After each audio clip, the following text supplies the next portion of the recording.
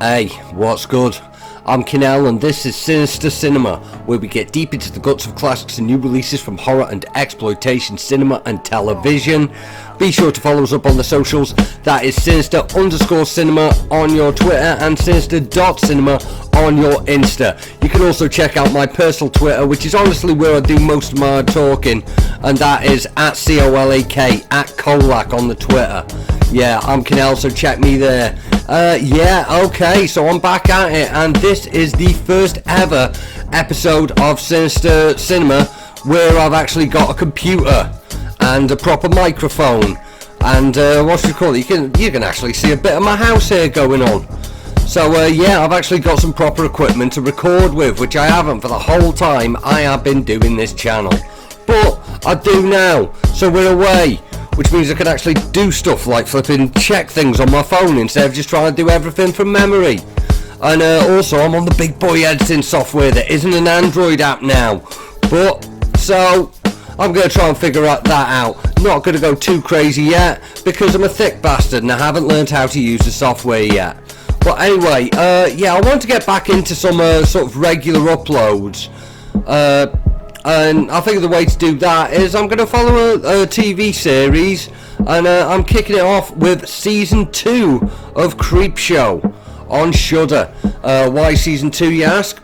Because the first episode was today. But if you don't know about CREEPSHOW, which I should imagine you probably do, it started off as a collaboration between George Romero and Stephen King for their classic early 80s film, which will followed by the equally classic CREEPSHOW 2. In 2006 there was an attempt at reviving it with CREEPSHOW 3, which was not good, and fucking I got a very high tolerance for shit, but CREEPSHOW 3 not for me. So for a long time we believed that the CREEPSHOW franchise was dead in the water, until last year when it was resurrected by horror streaming service Shudder. Yeah, we all know about Shudder. I'm sure you're all familiar with it. You've heard about Host. You'll have heard about all those things. You know what Shudder is, so I won't waste any time on that. But the CREEPSHOW series last year, I personally enjoyed it, and I really like the aesthetic of it. But I would be lying if I said it was consistent, because it most certainly was not. It's definitely a very low budget operation, with some big ideas, and sometimes that doesn't work very well. Other times they get around things in an interesting way. I particularly like the werewolf transformation sequences they had in the werewolf episode of the first series, where they just use the comic style, which fits in because obviously CREEPSHOW's all inspired by the EC comics, because that's what George Romero and Stephen King were into. The Tales from the Crypt, Vault from the Horror, all of them ones there. But yes, there was also a Christmas special with an animated segment, which I wasn't too keen on. No, hang on, that wasn't the Christmas. There was a special at some point that had an animated section that wasn't too keen on. But there was also another special they did recently, and I can't remember when that was either. But that one was very good. It was something to do with werewolves again, some shit like that. But I don't know, I dare say you know this. If you're looking at some fucking low-viewed weirdo channel on fucking YouTube, you probably know about CREEPSHOW. So I'm not going to fuck around with the background. I'm just going to talk about the new episode, which dropped today. Keeping in with the format of the original ones, there's going to be 2 stories per episode, anthology style. Had to lose the shirt there, that fire warms things up rapid round here. So getting into the first story of the first episode of season 2 of CREEPSHOW, and the first story is Model Kid. Now this concerns a young lad who's very much into his Universal monsters, building model kits of them. See, Model Kid, see where we are, like model behaviour and plastic models. And he's into Dracula, Frankenstein, dressed up as Dracula, all of this kind of thing. His mum is going through chemotherapy. She appears to be a single parent, and they are currently having their auntie and her boyfriend, played by Kevin Dillon out the Blob, staying with them. This kid, he's getting bullied a bit, he's getting picked on, he's a bit of a weirdo, bit of a loner, disappears off into a fantasy world a lot, and obviously things start eventually getting weird, because as in all these short anthology Tales from the Crypt DC kind of things, there needs to be like some kind of twist or weirdness that happens in them. So, but because it's a very short story, I can't really go that much further into it without getting too spoilery about it, but you know some shit's gonna happen. So yeah, we're there with that one. But yeah, this episode, not the strongest start for me personally.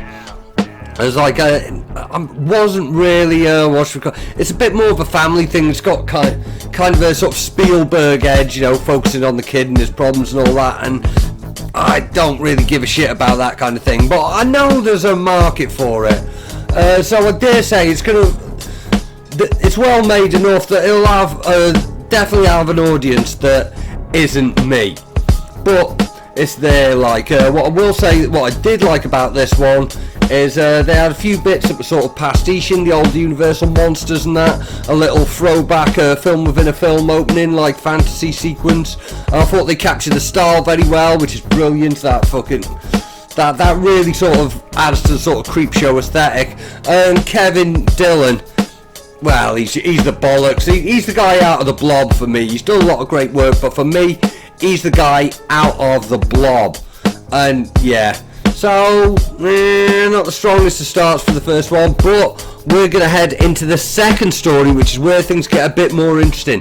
This is called Public Television of the Dead. It is directed by Greg Nicotero and written by Rob Schrab from Monster House, and features Ted Raimi playing himself. Now, as you may guess from Public Television of the Dead, this is it's sort of in the territory of the Evil Dead. There's a lot of references in fan service and that. It's set in a public television station, as you're obviously going to guess, given that it's called Public Television of the Dead. And they've got like a Bob Ross character, who's like he's very unsubtly coded as Bob Ross. And what should we call it? He's going to lose his show, and like the painting he's doing is very clearly the cabin in the woods from the Evil Dead films. And then fucking Ted Raimi turns up. He's getting interviewed with the Necronomicon, and there's all kinds of... I'm a big fan of Ted Raimi. He just appears and disappears in loads of films. I really like that film Skinner he was in, but in this he feels kind of awkward, which is weird because he's playing himself. And this one, as you can imagine, fucking Deadites are gonna show up and kick off, aren't they? Obviously, fucking someone's going to read out the Book of the Dead, read some ancient Sumerian, and Deadites are going to show up and it's going to kick off. Now, this one, it's got a lot of fan service for people like me who love the Evil Dead, which can be considered a good thing, but at the same time, when you do that, when you have the actual Necronomicon and Sumerian and all that, you're going to get compared to the Evil Dead, and I've got to say, like, with the budget restrictions and that, it just didn't really have the juice, like, in the same, whereas, like, Ash vs. Evil Dead was a fucking perfect TV series for me. Absolutely smashed it with that, and they managed to create TV episodes that fucking captured the feel. This doesn't quite manage to do it, which is annoying with all the fan service, but aside from that, it is still pretty entertaining. I think they should have just ripped off the Evil Dead rather than playing up so much to the fan service aspect. Because if you do that, you're inviting comparisons which are going to be very difficult to live up to. But, you know, it was still pretty fun.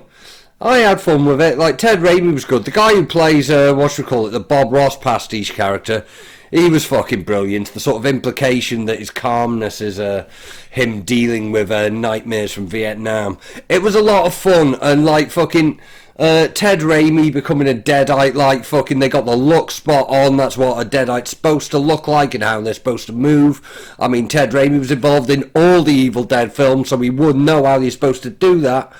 But yeah, I could have done with it without it being quite so on the nose. Like, I mean, the idea of an Evil Dead kind of story it's really good for